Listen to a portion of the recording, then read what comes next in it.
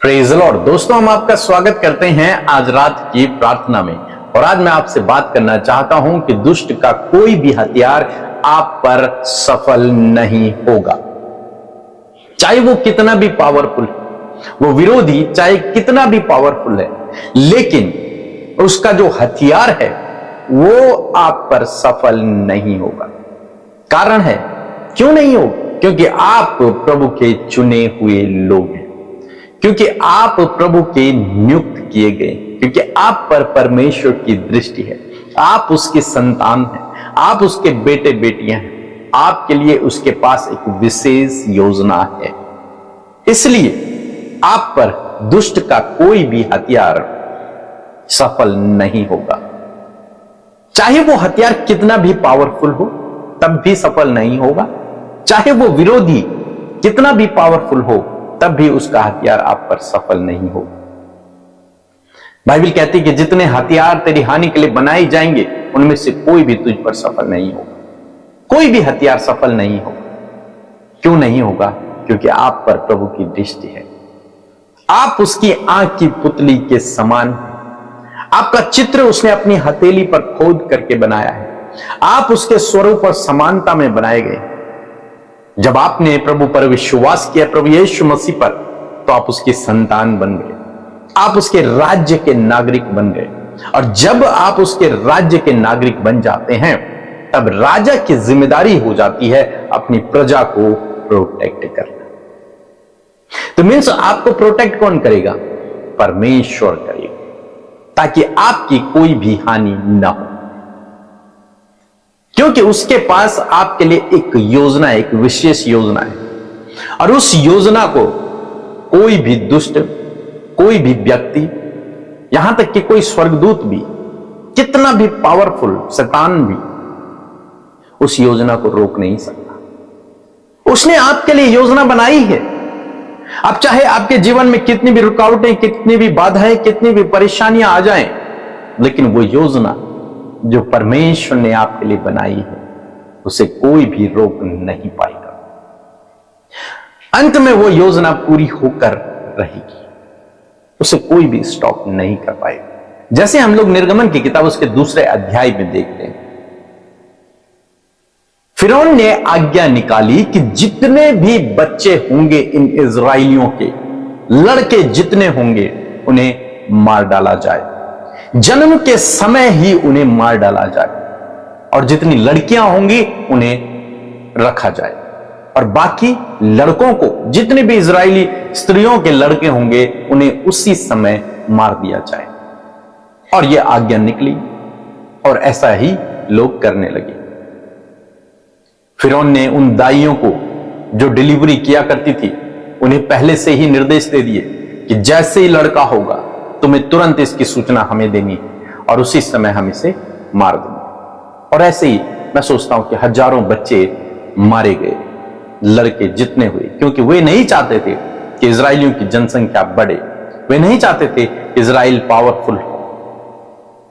इसलिए उन्होंने ये योजना बनाई।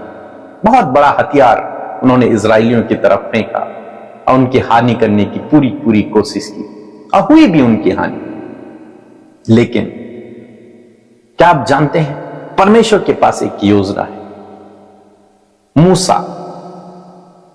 मूसा को परमेश्वर ने उसके मां के गर्भ में ही चुन लिया। और जब उसे चुन लिया, उसके लिए योजना बना ली, तो फिर उसकी हानि कोई भी नहीं कर सकता। हालांकि वो भी उसी समय में पैदा हुआ जब यह आज्ञा निकली हुई थी, लेकिन उसकी हानि नहीं। जब मूसा अपनी मां के गर्भ से पैदा हुआ, तो उन्होंने क्या देखा कि बहुत सुंदर है, इसलिए उन्होंने उसे छिपा दिया। उसकी दाई ने, जिसने डिलीवरी करवाई, उसने उसे छिपा दिया। उसकी मां ने उसे छिपा दिया। कुछ महीनों तक उन्होंने उसे छिपा कर रखा।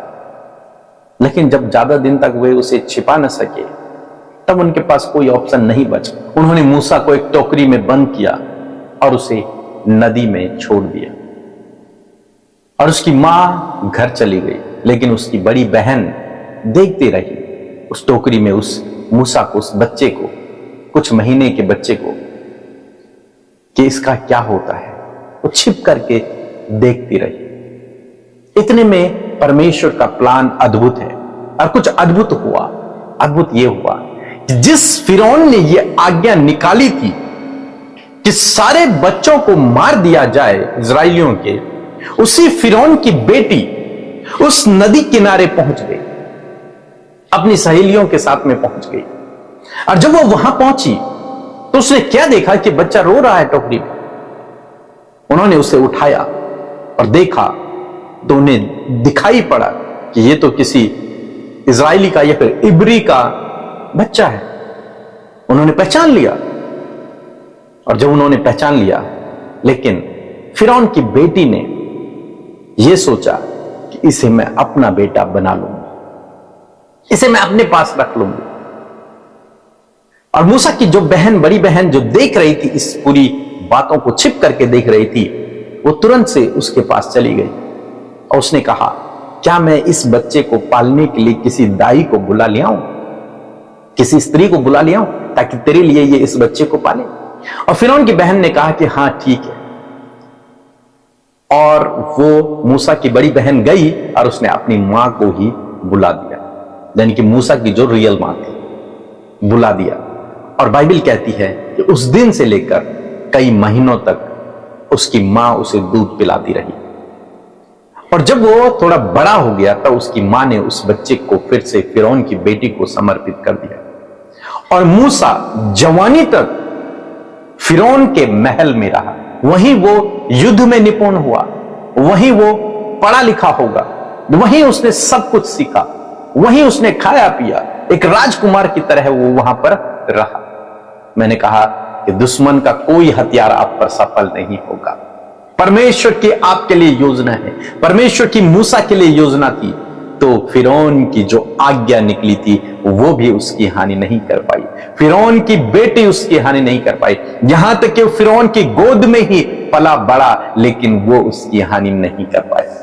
वो नहीं जानता था कि परमेश्वर का ये चुना हुआ व्यक्ति है, जिसे मैं आज पाल रहा हूं, इसी के द्वारा परमेश्वर इजराइलियों को छुड़ाएगा, इसी के द्वारा हम हार जाएंगे। उसे नहीं पता। दुष्ट का कोई भी हथियार आप पर सफल नहीं होगा। मूसा की तरह मैं यूं कहूंगा कि परमेश्वर उस दुष्ट को ही आपकी बढ़ोतरी के लिए इस्तेमाल करने की सामर्थ्य को रखता है।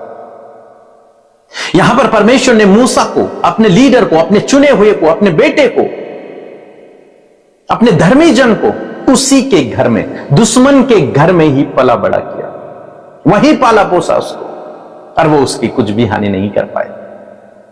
परमेश्वर की योजना आपके लिए है। दुष्ट चाहे कितना भी पावरफुल है, कितना भी सामर्थी है, लेकिन आपकी हानि नहीं कर पाएगा। विरोधी चाहे कितने भी पावरफुल हैं, लेकिन आपकी हानि नहीं कर पाएंगे। कारण क्या है?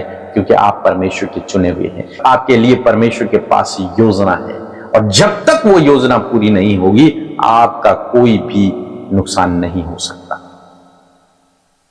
और निश्चय परमेश्वर आपके जीवन से उस योजना को पूरा करेंगे ही करेंगे। अब चाहे उसके लिए, उस योजना को पूरा करने के लिए उसे दुश्मनों को ही आपकी बढ़ोतरी के लिए इस्तेमाल क्यों ना करना पड़े। हमारा परमेश्वर अद्भुत है, अद्भुत पराक्रमी परमेश्वर है। यहां पर देखो कितना बड़ा अद्भुत आश्चर्य कर्म है। इस 2 अध्याय को आप पढ़ें, परमेश्वर आपके जीवन में इसी प्रकार से काम करेगा। बाइबल कहती है, वो मेरे दुश्मनों के सामने मेरे लिए मेज बिछाता है। और यहां पर ऐसे ही किया परमेश्वर ने, वो आपके जीवन में भी इसी प्रकार से करे। सो प्रभु आपको इस वचन के द्वारा बहुतायत से आशीष दे। आमीन।